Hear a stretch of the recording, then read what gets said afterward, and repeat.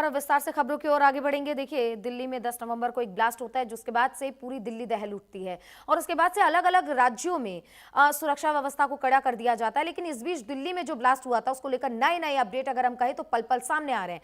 अब एक बड़ा अपडेट इस बीच ये सामने आया है कि जो जसीर बिलाल जिसकी गिरफ्तारी की गई है उसको पटियाला हाउस कोर्ट में पेश किया गया। जसीर को एनआईए ने कल श्रीनगर से गिरफ्तार किया था, जिसका नाम जसीर बिलाल का नाम दानिश भी है और आतंकी उमर का बेहद करीबी है जसीर बिलाल बानी, जिसको कल गिरफ्तार किया गया था जम्मू कश्मीर से और आज उसकी पेशी पटियाला हाउस कोर्ट में हुई है।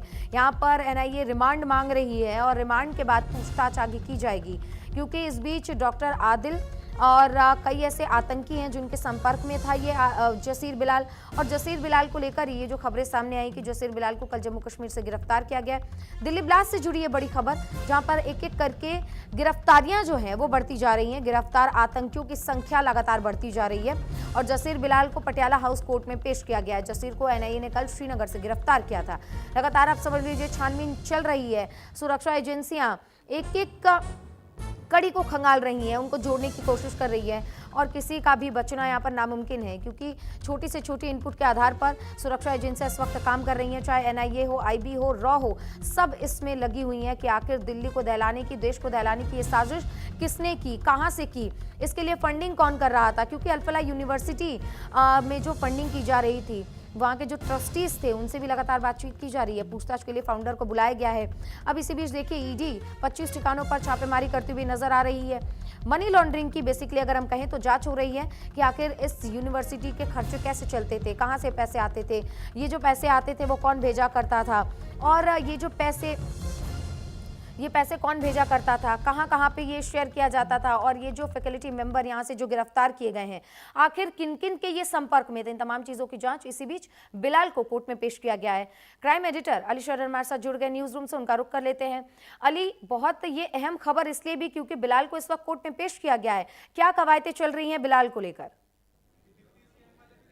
देखिए, बिल्कुल सुचित्रा, 10 नवंबर की देर शाम जो ब्लास्ट हुआ था दिल्ली लाल किले पर, उसमें जो आरोपी हैं फिलहाल उनकी गिरफ्तारी बहुत तेज़ी से एनआईए ने कर रखी है। उसी क्रम में अभी दानिश को अभी कोर्ट में पेश किया गया है। इससे पहले कल आमिर को पेश किया गया था। आमिर वो था जिसके नाम R20 कार थी, जिसने पूरी घटना में इस्तेमाल की गई थी। लेकिन अब दानिश का जो रोल है वो बेहद संगीन निकल के आ रहा है। जसवीर बिलाल उर्फ दानिश, ये वो शख्स है जो कि इलेक्ट्रॉनिक में एक्सपर्ट माना जाता है। ये ड्रोन कैमरा बनाने में माहिर है, ड्रोन उड़ाने में माहिर है और ये बाकायदा टारगेट जो किसी अगर स्थान को ये लोग करते हैं तो उसकी मॉनिटरिंग के लिए इसे एक्सपर्ट माना जाता है। और इसकी गिरफ्तारी होने के बाद कई सारे खुलासे ये हुए हैं कि राजधानी दिल्ली नहीं बल्कि देश भर के अलग अलग स्थानों पर ड्रोन कैमरे के माध्यम से बड़ी घटना को अंजाम देने का इरादा था और वो फिलहाल नाकाम हुआ है। लेकिन अपने मकसद में जो कामयाब हो गया वो उमर हो गया, क्योंकि उमर ने जल्दबाजी में आकर उस स्थान को चुन लिया जहां इनकी प्लानिंग नहीं थी। अब तक जो जानकारी में निकल के आया नहीं है कि वो ये निकल के आया कि इनका जो एरिया था वो कनॉट प्लेस और राष्ट्रपति भवन का एरिया इन्होंने चुना था, लेकिन जल्दबाजी में इन्होंने ये पूरी घटना को अंजाम दे दिया। फिलहाल बारीकी से जांच चल रही है और ये भी पता लगाने की कोशिश की जा रही है कि उमर, आमिर और दानिश के साथ कौन कौन लोग शामिल हैं, क्योंकि उमर तो इस वक्त इस दुनिया में नहीं है, लेकिन बाकी जो पूछताछ चल रही है वो आमिर और दानिश से चल रही है। हालांकि दानिश का रोल इसमें बेहद महत्वपूर्ण निकल के आ रहा है, क्योंकि दानिश के संपर्क में करीब दर्जन भर ऐसे लोग हैं जो कि दानिश के लिए काम कर रहे थे। जम्मू कश्मीर में ही वो छुपे हुए हैं। हालांकि इसकी जो गिरफ्तारी की गई है वो श्रीनगर से गिरफ्तारी की गई है, लेकिन जम्मू कश्मीर के अलग अलग स्थानों पर अभी भी ऐसे लोग हैं जो कि आईएसआई के लिए काम कर रहे हैं। कहाँ वो छुपे हैं फिलहाल उनकी तलाश जारी है, लेकिन दानिश को कोर्ट में पेश किया गया और दानिश से के लिए भी रिमांड मांगी जा रही है। जैसे कि कल आमिर को 10 दिन की रिमांड दे दिया गई है, ऐसे ही आज कोर्ट एनआईए जो है विशेष अदालत आज इस दानिश को भी लगभग 10 दिन की रिमांड याचिका पर दे सकता है एनआईए को। अली, क्योंकि जिस तरीके से आप बता रहे हैं कि आमिर को 10 दिनों के लिए रिमांड पर भेजा गया है, अब दानिश के लिए रिमांड मांगी जा रही है, एनआईए और जो बाकी की जांच एजेंसियां हैं किन किन एंगल्स को खंगाल रही है? क्योंकि ये कितना बड़ा आतंकी मॉड्यूल जो देश में विकसित किया जा रहा था, जाहिर सी बात है इसका कोई ना कोई मास्टरमाइंड, कोई ना कोई आका जरूर होगा।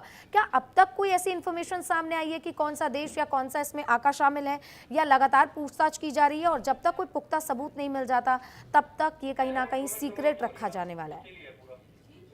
देखिए, बिल्कुल आपका सवाल वाजिब है, उसी का जवाब देते हुए मैं बता दूं, जो एनआईए और आईबी के वरिष्ठ सूत्रों के हवाले से खबर हमारे पास वो ये है कि 22 अप्रैल के दिन जो आतंकी हमला पहलगांव में किया गया था, उसके बाद भारत सरकार ने जो ऑपरेशन सिंदूर के माध्यम से इन आतंकवादियों के ठिकानों को नेस्तनाबूद किया था, उससे कहीं ना कहीं बौखलाए हुए थे। तब से एक नीति तैयार हो रही थी कि भारत को पूरी तरह से दहशत में लाना है। उसी के क्रम में डॉक्टर का ये जो गैंग लिया गया वो इसलिए लिया गया कि डॉक्टर जो लोग होते हैं उन पर ज़्यादातर लोग शक नहीं करते, क्योंकि डॉक्टर एक ऐसा पेशा है कि यहाँ लोगों की जान बचाने के लिए काम आता है ये पेशा। लेकिन इस पेशे को इसलिए आईएसआई ने इस्तेमाल किया क्योंकि भारत में किसी को शक ना हो, और ये वो लोग थे जिनके खिलाफ कोई आपराधिक इतिहास नहीं था, ना ही इनका कोई फैमिली बैकग्राउंड क्रिमिनल था, इसलिए इनको चुना गया था। और अभी तक जो भी सर्च ऑपरेशन चल रहे हैं एनआईए की तरफ से, उसमें जो जो लोग शामिल हो रहे हैं इस पूरे गैंग में, वो ऐसे लोग हैं जिनका कोई आपराधिक इतिहास नहीं है। तो सुचित्रा, इस बात से इनकार नहीं किया जा सकता, एक देश में बड़ी घटना को अंजाम देने के इरादे में ही ये लोग थे। फिलहाल दानिश को अब कोर्ट में पेश किया गया, जिसके बाद इसे रिमांड में भेजा जाएगा, और ये भी माना जा रहा है कि दानिश की निशानदेही पर बहुत जल्द और भी इस आतंकी मॉडल के जो आतंकी हैं उनको गिरफ्तार किया जाएगा। बिल्कुल अली, क्योंकि जब से ये घटना हुई है उसके बाद से हम कह सकते हैं पल पल अपडेट सामने आ रहे हैं।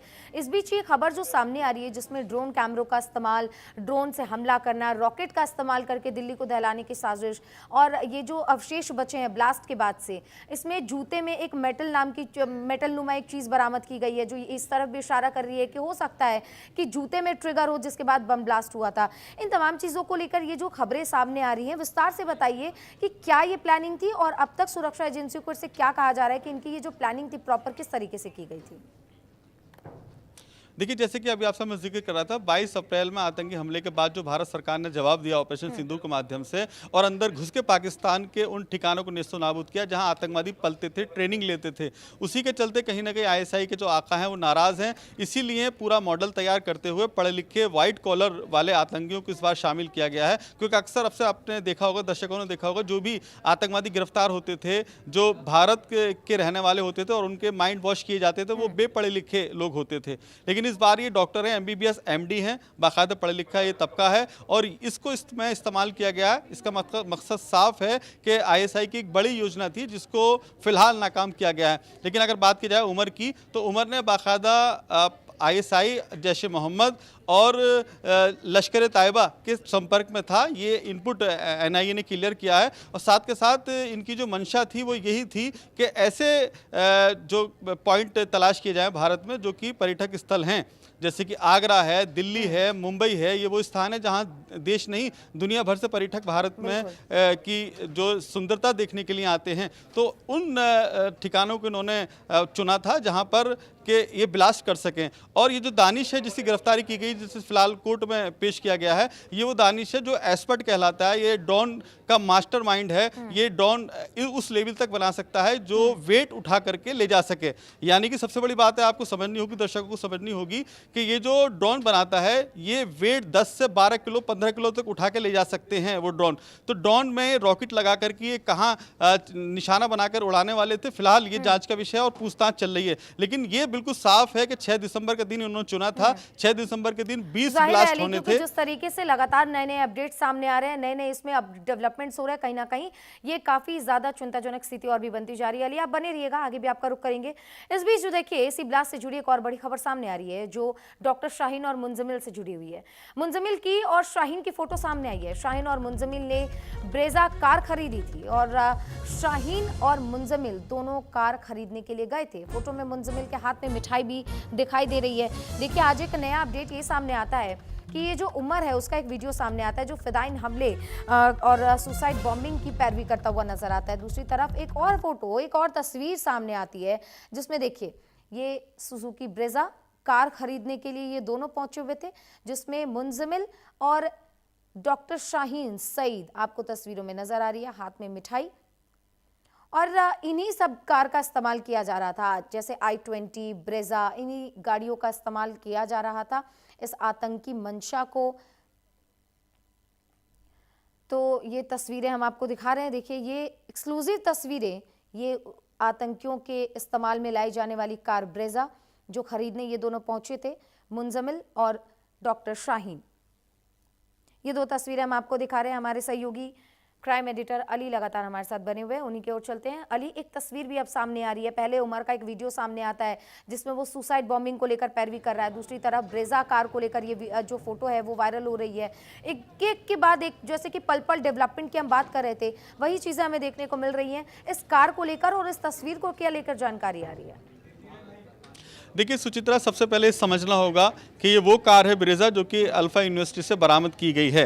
हालांकि जो अल्फा यूनिवर्सिटी है उसके संस्थापक और मैनेजमेंट ने पहले क्लियर कर दिया था डॉक्टर मुजम्मिल से उनका कोई रिश्ता नहीं है, लेकिन जैसे जैसे जांच का दायरा आगे बढ़ा उसके बाद तमाम चीज़ें सामने आ गई, क्योंकि ये जो कार बरामद की है ये कार भी उसी कैंपस से बरामद की गई है। और इस पर जो एड्रेस था, यानी कि जब कोई वाहन खरीदता है तो बाकायदा उसमें आइडेंटिटी प्रूफ लगता है आपका, तो उससे ये स्पष्ट होता है कि आपका एड्रेस क्या है। वो एड्रेस जो था वो फरीदाबाद अल्फा यूनिवर्सिटी का ही था, यानी कि पूरी तरह से ये पूरी प्लानिंग थी। और जो कार बरामद हुई है डॉक्टर शाहीन की, ये डॉक्टर शाहीन को कार जो दिलाई थी डॉक्टर मुजम्मिल ने दिलाई थी। यानी कि तस्वीरों में दर्शक साफ देख रहे होंगे कि इस कार को खरीदने के लिए जब ये शोरूम गए हैं तो उस समय डॉक्टर मुजम्मिल डॉक्टर शाहीन के साथ था। तो इस बात से अब इनकार नहीं किया जा सकता, इन दोनों के कनेक्शन बेहद जो है नज़दीकी हैं।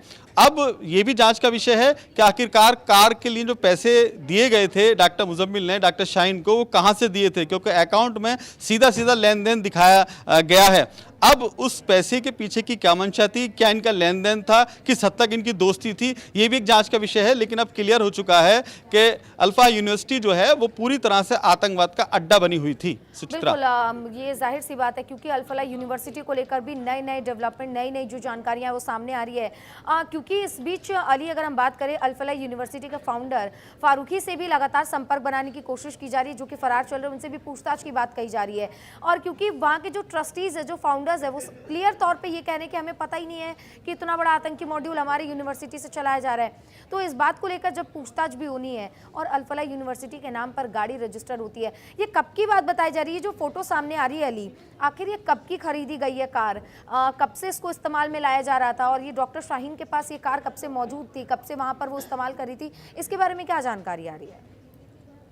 देखिए सुचित्रा, ये जो कार है करीब 3 महीने पहले ही परचेस की गई थी, लेकिन इस यूनिवर्सिटी का जो झूठ है वो सामने पूरी तरह से खुलकर आ गया है। क्योंकि जो इस यूनिवर्सिटी के संस्थापक है फिलहाल वो फरार है। जावेद अहमद सिद्दीकी उस संस्थापक का नाम है जिसने इस यूनिवर्सिटी को तैयार किया है। हालांकि तमाम बाद में इसमें पार्टनर जुड़ते चले गए, लेकिन मेन जो कड़ी है वो जावेद अहमद सिद्दीकी है, जो कि ओखला में रहता है। अब फिलहाल उसकी तलाश जारी है, उससे पूछताछ होनी है, जिसके आधार पर कई सारे अभी खुलासे होने बाकी हैं। लेकिन अब यूनिवर्सिटी इस बात से इनकार नहीं कर सकती कि उसका डॉक्टर शाहीन या डॉक्टर मुजम्मिल से कोई रिश्ता नहीं है, क्योंकि जो डॉक्यूमेंट्स बरामद हुए हैं वो साफ जाहिर है कि उस अल्फा यूनिवर्सिटी के अंदर जो कैंपस में बिल्डिंग बनी हुई है हॉस्टल, वहीं पर डॉक्टर शाहीन रहती थी और वहीं का एड्रेस है। तो अब इस बात से इनकार ये यूनिवर्सिटी मैनेजमेंट नहीं कर सकता कि उनका डॉक्टर शाहीन या डॉक्टर मुजम्मिल से कोई रिश्ता नहीं है, क्योंकि सारी चीजें साफ हो चुकी हैं।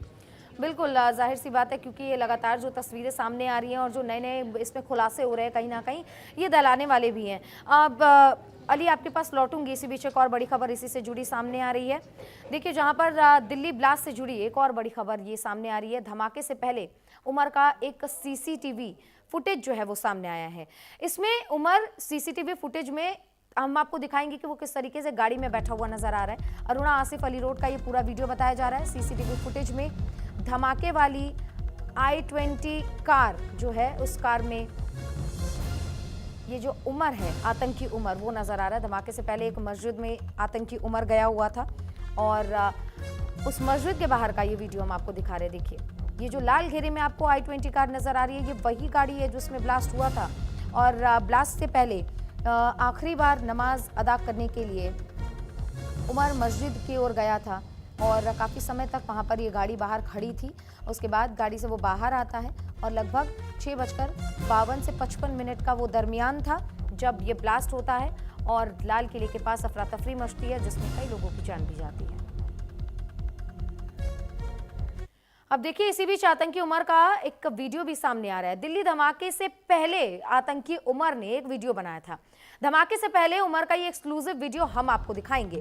वीडियो में सुसाइड बॉम्बिंग की पैरवी करता हुआ नजर आ रहा है, यानी कि जो फिदाइन हमला उमर ने किया है उसको पहले से ही पता था कि ऐसा होने वाला है। उसकी मौत, उसका समय, उसका स्थान जो है वो निश्चित था।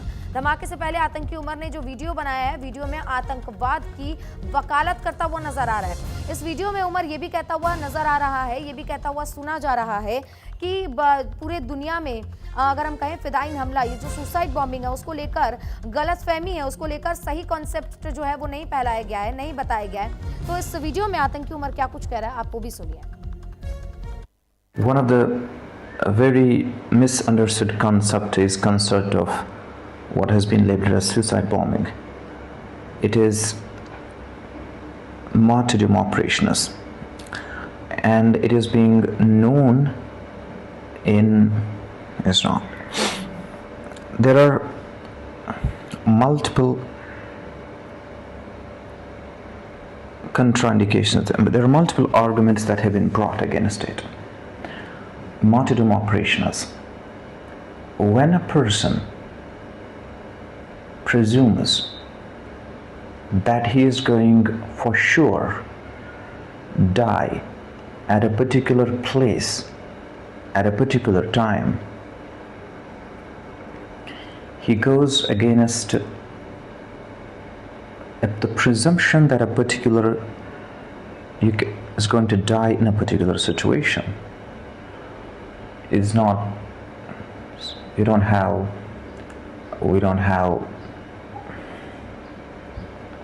situation.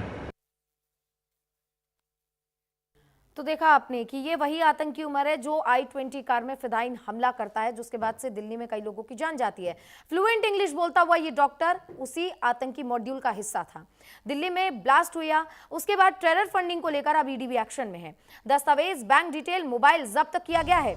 अल फलाह यूनिवर्सिटी के पूर्व वीसी के घर पर छापेमारी की गई है और अल फलाह यूनिवर्सिटी से जुड़े 25 ठिकानों पर इस वक्त रेड चल रही है, जहां पर ये रेड चल रही है जिसमें दिल्ली, फरीदाबाद, मध्य प्रदेश के कुछ ठिकाने शामिल हैं। और इतना ही नहीं, पुराने वीसी जो हैं, जो पूर्व वीसी हैं, उनके घर पर ये छापेमारी की गई है। छापेमारी में कई दस्तावेज और अगर हम कहें डिजिटल फुटप्रिंट्स की तलाश इस वक्त की जा रही है, जिसमें मोबाइल, हार्ड डिस्क, इन तमाम चीज़ों को लेकर इस वक्त ईडी छापेमारी करते हुए और उनको जब्त करते हुए नजर आ रही है। मोबाइल भी जब्त किए गए हैं। दिल्ली ब्लास्ट में टेरर फंडिंग को लेकर ईडी लगातार एक्शन में नजर आ रही है। 25 ठिकानों पर इस वक्त रेड चल रही है और दस्तावेज, बैंक डिटेल, मोबाइल जब्त किया गया है, क्योंकि टेरर फंडिंग को लेकर आखिर ये फंडिंग कहां से आ रही थी, किसको आ रही थी, किसके जरिए आ रही थी और कैसे आ रही थी, ये एक बड़ा सवाल उठता हुआ नजर आ रहा है। इसी को लेकर देखिए लगातार अब ईडी भी एक्शन में नजर आ रही है। इधर सुरक्षा एजेंसियां लगातार इसमें छानबीन करते हुए पल पल नए अपडेट्स और पल पल नए जो खुलासे हैं वो करते हुए नजर आ रही है। दूसरी ओर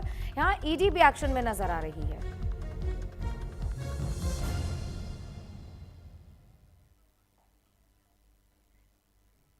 तो वही देखिए, इस मुद्दे पर सपा सांसद मोहिबुल्लाह नदवी से न्यूज इंडिया ने खास बातचीत की। उन्होंने क्या कुछ कहा है आपको एक बार सुनना चाहिए। दिल्ली ब्लास्ट मामले में लगातार जो है वो कार्रवाई चल रही है। सरकार अलग अलग एंगल पर कार्रवाई कर रही है और खास करके अगर हम बात करें एजेंसियों की, तो एजेंसियां चाहे एनआईए हो, ईडी हो, हर तरफ से चौतरफा इस पूरे मामले में कार्रवाई हो रही है। चलिए बात कर लेते हैं। समाजवादी पार्टी के सांसद हैं मोहिबुल्लाह नदवी साहब। नदवी साहब, इस मामले में एनआईए जो भी इनपुट दे रही है उससे रिलेटेड लगातार ईडी भी जगह जगह पर कार्रवाई कर रही है और ईडी हर पहलू को तलाशने की कोशिश कर रही है। जो भी इसमें पॉइंट मिल रहा है, जो भी व्यक्ति इससे जुड़ा हुआ दिखाई दे रहा है, जिससे ये पता लग सके कि फंडिंग कहाँ से हो रही थी या इसमें कौन कौन और शामिल है। देखिए, सबसे पहले हमें ये मानना चाहिए और एक्सेप्ट कर लेना चाहिए अपनी चूक को कि हमारी एजेंसियों से चूक हुई और दिल्ली के इतने अहम इलाके में, इतने संवेदनशील एरिया में ये वाक़या, ये घटना पेश आई। तो ये पेश क्यों आई? कहीं हमारी उसमें कोताही तो नहीं है और हमसे कहाँ चूक हुई है? वहीं मैं हमेशा एक बात कहता हूँ कि जब इस तरह की कोई बात मुल्क में पेश आती है तो सबसे ज़्यादा ज़रूरी ये हो जाता है एजेंसियों के लिए कि वो इस सही तरीके से उसकी जांच करें। एक गलती तो वो हुई कि हम उसको होने से पहले रोक नहीं पाए, पकड़ नहीं पाए। ये फेलियर एडमिनिस्ट्रेशन है इस तरह से। और दूसरी गलती से मैं बचाने की इसलिए हमेशा उसको दोहराता हूँ कि दूसरी गलती तब होती है हमसे कि जब हम सही और गलत जो उसमें शामिल हैं, जो लोग मुलव्वस हैं, वो तो बच जाए और दूसरे बेगुनाह उसमें पकड़े जाए, आ जाए।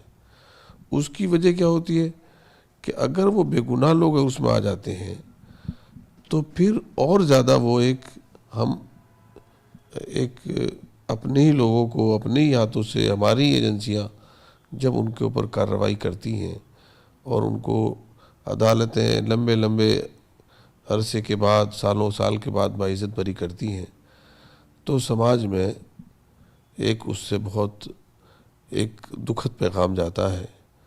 अदालतें बरी करती हैं और एजेंसियां उनको वो करती हैं। तो ऐसे मौक़ों पर हड़बड़ाहट में हमें तालीमी इदारों का भी अपना एक वक़ार और सम्मान होता है। वो भी देश के हैं, देश के लोग उन्हें चलाते हैं।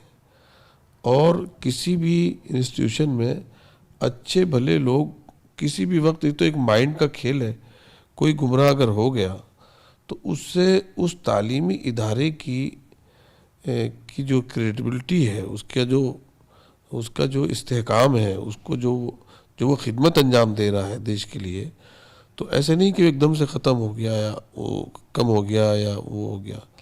हमें इस पर भी गौर करना चाहिए। तो इस खबर पर हमारी नजर रहेगी। लगातार इस पर नए नए खुलासे हो रहे हैं, वो भी हम आप तक तमाम पहुंचाएंगे। रुकेंगे एक ब्रेक के लिए, जल्द हाजिर होंगे।